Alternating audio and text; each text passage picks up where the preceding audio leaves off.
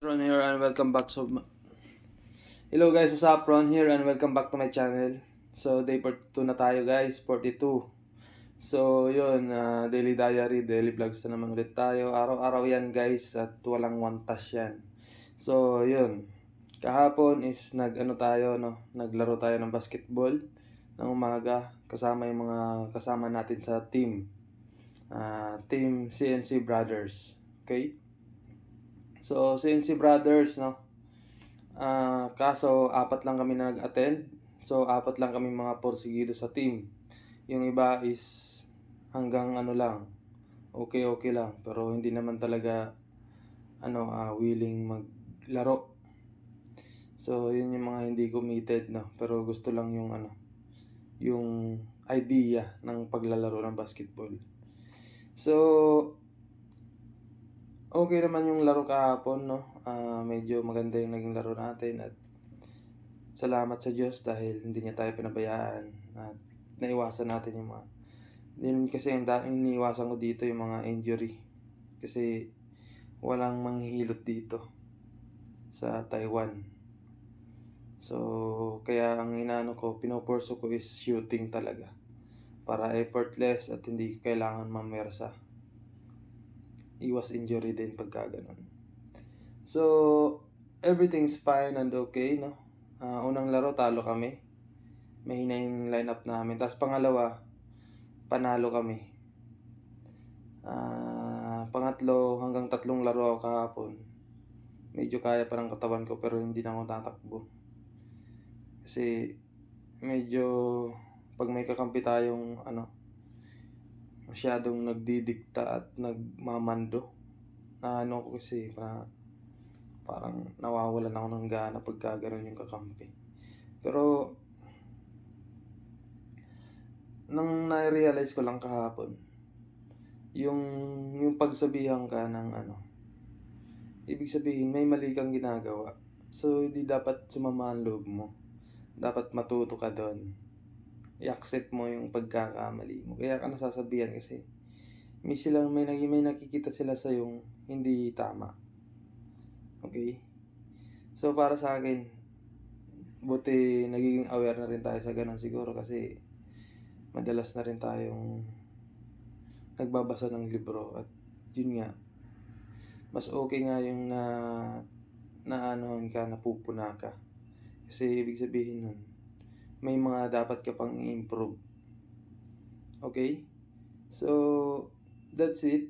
Tapos, hindi tayo nakapagsimba kasi nung time na ng pagsimba, antok na tayo.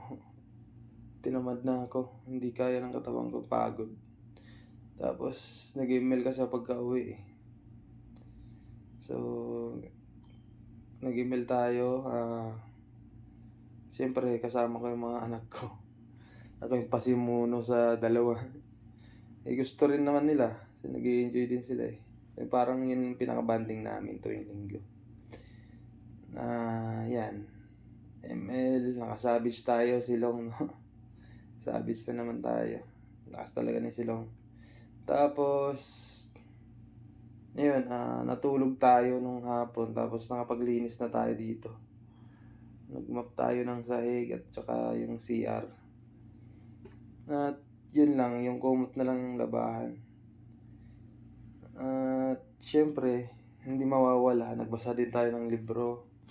Yung The Subtle Art of Not Giving a Fuck. So, maganda rin tong tong libro na to. Ang daming matututunan. So, may mga lang siyang mga sinabi. Ang ganda ng mga sinabi niya kagabi. Yung mga nabasa ko kagabi. Ito. But they are not the same thing. If you hit my car, I am both at fault and likely legally responsible to compensate you in some way. Even if hitting you with my car was an accident, I'm still responsible. Yun yung being responsible, yun yung tinuturo niya dito. I'm still responsible. This is the way fault works in our society. If you fuck up, you're on the hook for making it right, and it should be that way. But there are also problems that we aren't at fault for, yet we are still responsible for them. Tama. My point siya. For example, if you woke up one day and there was a newborn baby on your doorstep, it would not be your fault that the baby had been put there. But the baby would now be your responsibility. Tama naman to. You would have to choose what to do, and whatever you ended up choosing, keeping it, getting rid of it, ignoring it, feeding it to pitbull, there would be problem associated with your choice, and you would responsible for those as well. So, yung being responsible. So, ang ganda ng sinabi niya dito. So, we are responsible about our life, no? Whatever we do, we are responsible. Whatever the consequences, we are responsible about it. Kung maganda yung result o mali yung result, masama yung result, we are the one who in charge and we are responsible about it. So, yun lang yung na-realize ko. Yung nangyayari sa'yo sa buhay mo ngayon, ikaw ang may gawa niyan.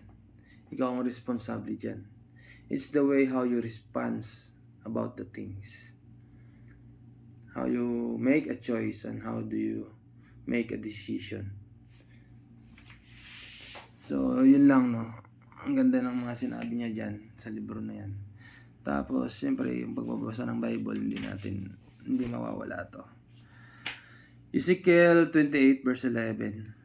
Moreover, the word of the Lord came unto me, saying, Son of man, take up a lamentation upon the king of Tyros, and say unto him, Thus saith the Lord God, Thou sealest up the sum, full of wisdom and perfect in beauty.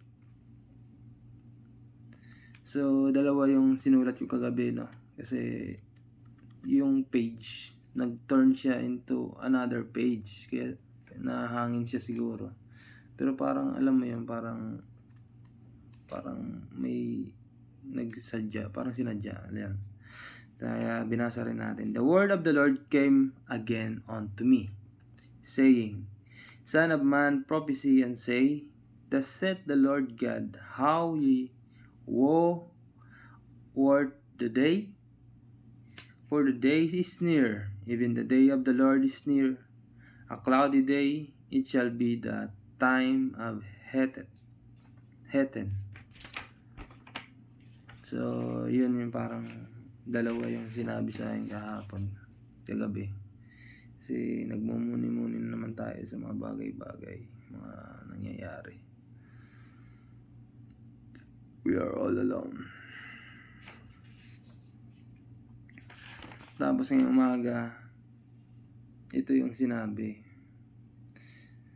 And the side chambers were 3, Ezekiel pa rin, 41 verse 6.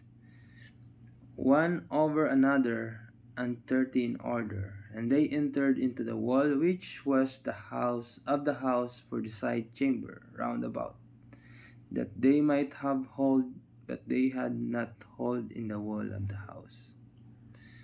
So, nare-reflect ko siya. Siguro ito yung mga vision ko na kasi tayo nagme-meditate, tsaka inaano ko yung mga dreams ko na bahay, tsaka yung lupa, bahay at lupa, tsaka yung lupa na gusto kong bilhin. So parang di ko alam kung connected ba to doon. Si Lord na bahala sa akin, basta pinanalangin ko yan. So that's it for today's video, guys. That's it for today's video. Maraming salamat and God bless us all.